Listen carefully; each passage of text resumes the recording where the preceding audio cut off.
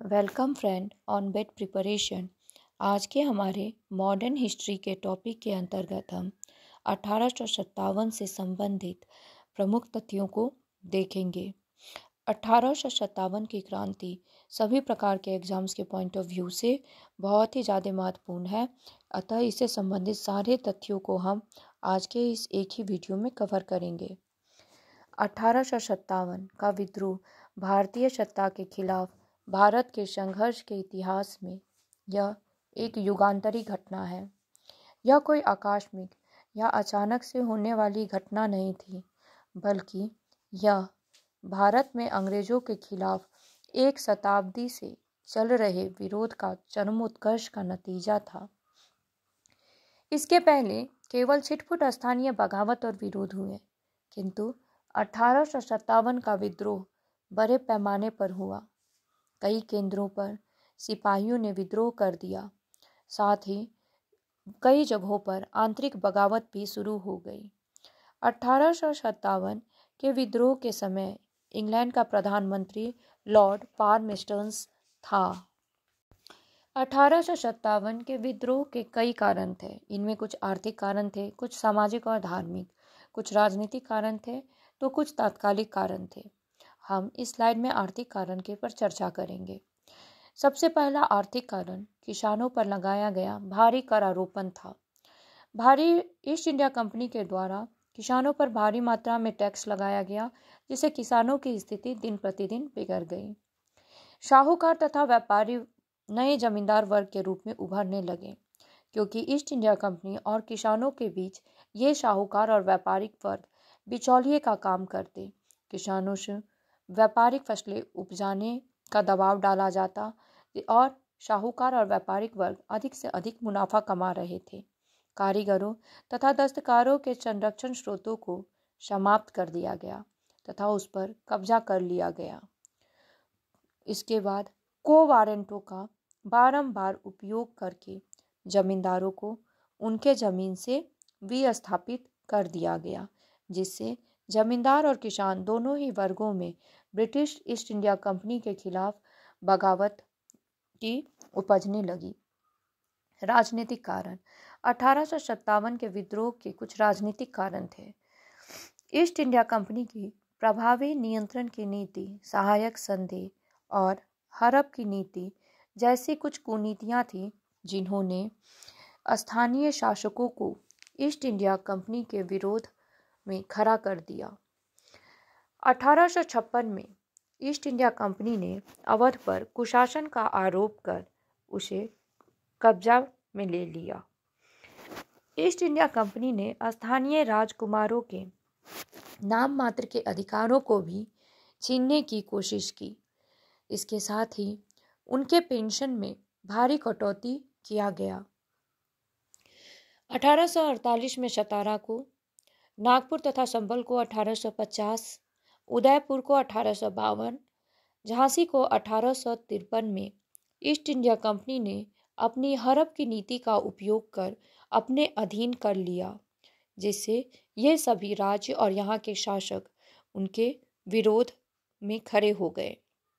1857 के विद्रोह का सामाजिक और धार्मिक कारण कुछ इस प्रकार थे। अंग्रेजों के नस्लीय वर्ण और उनकी श्रेष्ठता की सोच के साथ ईसाई मशीनरियों की गतिविधियां भी अंग्रेजों के विरोध का कारण बनी। अंग्रेज स्वयं को नस्लीय रूप से श्रेष्ठ समझते थे तथा भारतीयों को हीन भावना से देखा करते थे। ईसाई मशीनरियां भारत में ईसाई धर्म का प्रचार प्रसार करने लगी, जिससे यहाँ के हिंदू और मुस्लिम स्वयं को असुरक्षित महसूस करने लगे। सामाजिक धार्मिक सुधार जैसे सती प्रथा का उन्मूलन, विधवा विवाह, स्त्री शिक्षा को प्रोत्साहन देना भी ईस्ट इंडिया कंपनी के लिए गलत साबित हुआ, क्योंकि यहाँ के हिंदू और मुस्लिम इन सुधारों को अपनी संस्कृति पर आघात के रूप में देखने लगे। ईस्ट इंडिया कंपनी द्वारा मंदिर तथा मस्जिदों की भूमि पर करारोपण किया गया, जो कि उनके विरुद्ध साबित हुआ, धार्मिक निर्योग्यता अधिनियम 1856 के अंतर्गत धर्म परिवर्तन के पश्चात भी पुत्रों को उनकी संपत्ति के अधिकार दिया गया, जो कि हिंदू और मुस्लिम दोनों को ही अपनी संस्कृति पर आघात प्रतीत हुआ। 1857 के क्रांति का तात्कालिक कारण सिपाहियों के मध्य असंतोष की भावना थी। सिपाहियों को जातिगत और सांप्रदायिक चिन्हों को पहनने की मनाही थी। जनरल सर्विस एनलिस्टमेंट एक्ट के तहत बंगाल सेना के सभी भावी सिपाहियों से वचन लिया गया कि सरकार की जरूरतों के अनुसार उन्हें कहीं भी नियुक्त किया जा सकता है, चाहे समुद्र पार कर अन्य देश ही क्यों ना हो, जो कि हिंदू संस्कृति के विरुद्ध था। ब्रिटिश सहकर्मियों की तुलना में भारतीय सिपाहियों को कम पारिश्रमिक मिलता था तथा उन्हें निम्न ओहदा और निम्न पद दिया जाता था। 1857 के विद्रोह का सबसे प्रमुख तात्कालिक कारण एनफील्ड राइफल के कारतूस में गाय और सूअर की चर्बी इस्तेमाल किए जाने की अफवाह थी। सेना में यह अफवाह बहुत जोर शोर से फैल गई कि उन्हें जो कारतूस दिया जा रहा है उसमें गाय और सूअर की चर्बी का इस्तेमाल होता है, जो कि हिंदू और मुस्लिम धर्म के विरुद्ध था। 1857 के विद्रोह का आरंभ 1857 के विद्रोह का आरंभ 29 मार्च 1857 को बैरकपुर के 34वीं नेटवर्क इन्वेंट्री की परेड के दौरान हुआ। इस परेड के दौरान मंगल पांडे ने हेविसन और बाघ की हत्या कर दी। 8 अप्रैल 1857 को मंगल पांडे को फांसी दे दी गई। 23 अप्रैल 1857 को तीसरी लाइट कैवलरी के 80 सिपाहियों के द्वारा कारतूस के प्रयोग करने से मना कर दिया गया, जिनसे इन 80 सिपाहियों पर कोर्ट मार्शल हुआ। 10 मई 1857 को मेरठ में बगावत की शुरुआत हुई और 11 मई 1857 को सिपाहियों का जत्था मेरठ से दिल्ली पहुंचा, जहां मुगल बादशाह बहादुर शाह जफर के शरण में गए और बहादुर शाह जफर को शहंशाह हिंदुस्तान घोषित कर उनके नेतृत्व में ईस्ट इंडिया कंपनी का विरोध करने का निर्णय लिया। बहादुर शाह जफर अंतिम मुगल शासक थे। यह अत्यंत ही वृद्ध शासक था, किंतु किसी नेतृत्वकर्ता के अभाव में सिपाहियों ने बहादुर शाह जफर को अपना नेतृत्वकर्ता के रूप में स्वीकार किया। विद्रोह का प्रसार शामिल नेता तथा अंग्रेज दमनकर्ता। हम अब देखेंगे कि विद्रोह किस किस जगहों पर हुई तथा वहाँ कौन कौन से नेता शामिल हुए तथा किस जगह पर किस अंग्रेज ने दमन का कार्य किया। सर्वप्रथम हम दिल्ली को देखेंगे। दिल्ली में 1857 की क्रांति का नेतृत्व बहादुर शाह जफर और जनरल बख्तियार खां ने किया।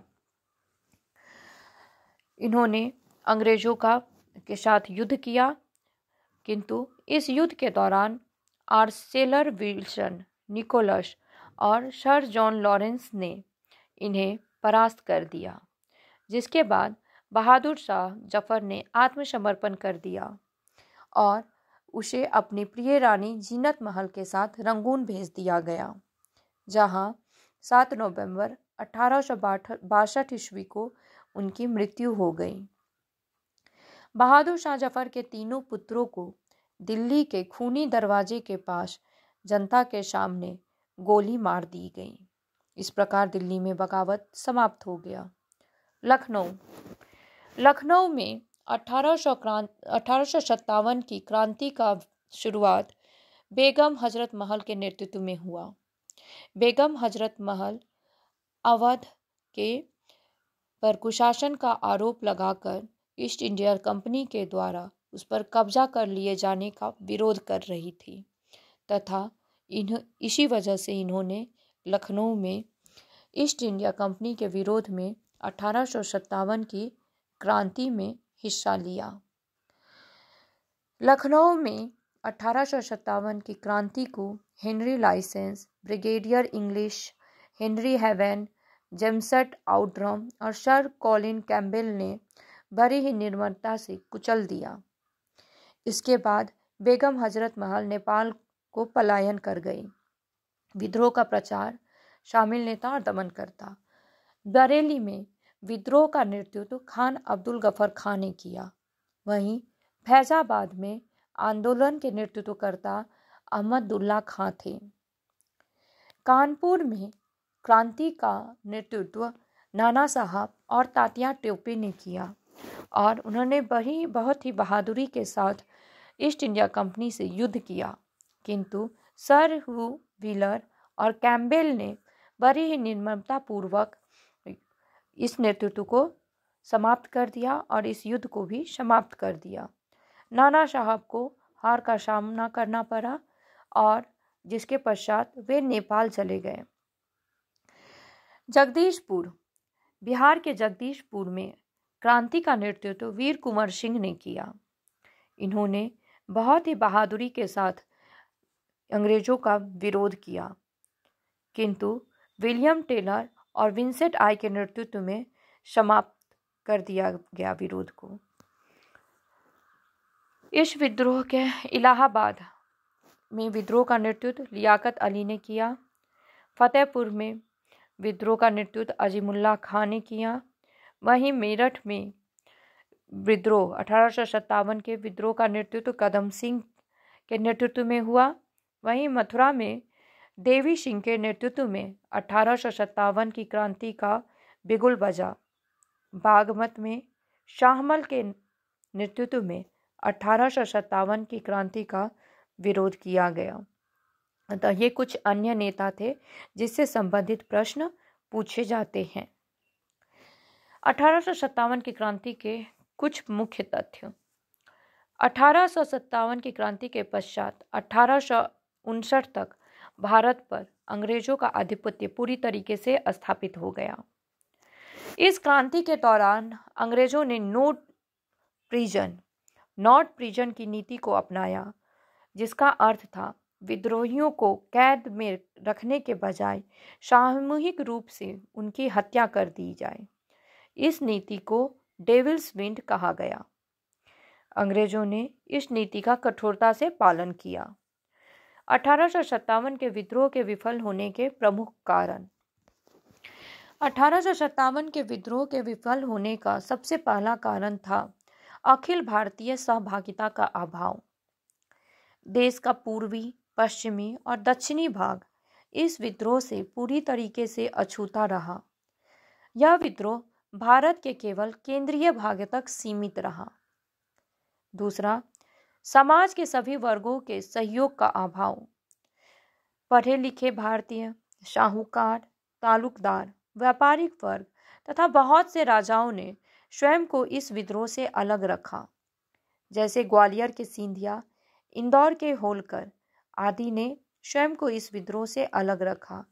जो भी राजा इस विद्रोह में शामिल थे या जो भी नेतृत्वकर्ता इस विद्रोह में शामिल थे, सबके कुछ अपने निजी कारण थे जिससे उन्होंने ईस्ट इंडिया कंपनी का विरोध किया, जो सामूहिक रूप से ईस्ट इंडिया कंपनी का विरोध नहीं कर पाए। समन्वय के अभाव में कमजोर नेतृत्व। नाना साहब, तात्या टोपे, वीर कुंवर सिंह, रानी लक्ष्मीबाई में अंग्रेजों के समान रण कौशल का अभाव था। साथ ही ये सभी एक साथ मिलकर अंग्रेजों का विरोध एक ही समय में नहीं कर पाए। यह विरोध अलग अलग समय में हुआ। उसके बाद आधुनिक हथियारों का अभाव तथा गोरखा रेजिमेंट द्वारा ईस्ट इंडिया कंपनी का सहयोग देने की वजह से भी यह विरोध असफल रहा। विद्रोह का परिणाम। 1857 की क्रांति के विद्रोह के परिणाम कुछ इस प्रकार थे। भारत में इंग्लिश ईस्ट इंडिया कंपनी का शासन समाप्त हो गया। भारत सरकार अधिनियम 1858 के तहत महारानी विक्टोरिया को भारत का शासक घोषित किया गया। भारत के गवर्नर जनरल को एक अतिरिक्त वायसराय की उपाधि दी गई, जो ब्रिटिश क्राउन का प्रतिनिधित्व करता था। कोर्ट ऑफ डायरेक्टर्स और बोर्ड ऑफ कंट्रोल की जगह भारत में सेक्रेटरी ऑफ स्टेट के पद का सृजन हुआ, जिसे 15 सदस्यों के एक भारतीय परिषद द्वारा सहयोग दिया गया। इस युद्ध के पश्चात भारतीय सेना को पूर्ण रूप से पुनर्गठित किया गया तथा सेना में यूरोपियनों के अनुपात को बढ़ाया गया तथा जिस क्षेत्र से विरोध हुए थे वहां से सेना में सैनिकों की भर्ती कम कर दी गई। पंजाब और गोरखा को सेना में हिस्सेदारी बढ़ाई गई। 1857 के विद्रोह का परिणाम। 1857 के विद्रोह के कुछ परिणाम भी थे। कार्यपालिका, विधायिका तथा न्यायपालिका के क्षेत्र में भारतीयों की अधिक सहभागिता के साथ अनेक प्रशासनिक सुधार किए गए। विद्रोह के दौरान अंग्रेजों की हत्या के लिए जिम्मेदार लोगों को बिना शर्त क्षमादान दिया गया और डेविल्स विंड की नीति को समाप्त किया गया। अंग्रेजों ने सामान्य जनता के लिए बांटो और राज करो की नीति को अपनाया। विद्रोह की प्रवृत्ति। वी.डी. सावरकर इस विद्रोह को भारतीय स्वतंत्रता संग्राम का प्रथम युद्ध कहते हैं। उन्होंने इसे प्लान्ड वॉर ऑफ इंडिपेंडेंस कहा। एस.एन. सेन ने कहा कि यह विद्रोह शुरू तो धर्म के लड़ाई के रूप में हुआ था, परंतु अंत आते वह स्वतंत्रता संग्राम में बदल गया। आर.सी. मजूमदार, इन्होंने इसे ना तो पहला, ना ही राष्ट्रीय और ना ही स्वतंत्रता संग्राम माना, क्योंकि देश का अधिकतर भाग इससे अछूता रहा। जवाहरलाल नेहरू, इन्होंने इसे सामंती विद्रोह माना, जिसमें कुछ राष्ट्रवादी तत्व विद्वान थे। आर.सी. दत्ता, उन्होंने विदेशी आधिपत्य के खिलाफ इसे किसानों का विद्रोह माना। तो दोस्तों, इस प्रकार हम देखते हैं कि अलग अलग लोगों के लिए, अलग अलग इतिहासकारों के लिए 1857 की क्रांति की प्रवृत्ति अलग अलग थी। बहुत से इतिहासकारों ने इसे पहला भारतीय स्वतंत्रता संग्राम माना, जबकि कुछ के लिए यह एक किसान विद्रोह था और कुछ इतिहासकारों ने इसे स्वतंत्रता संग्राम माना ही नहीं। जो भी हो, परंतु यह पहला ऐसा विरोध था जो केंद्रीय रूप से उभर कर सामने आया और जिन्होंने अंग्रेजों की सत्ता को हिलाया। दोस्तों, वीडियो पसंद आए तो लाइक कीजिए, शेयर कीजिए।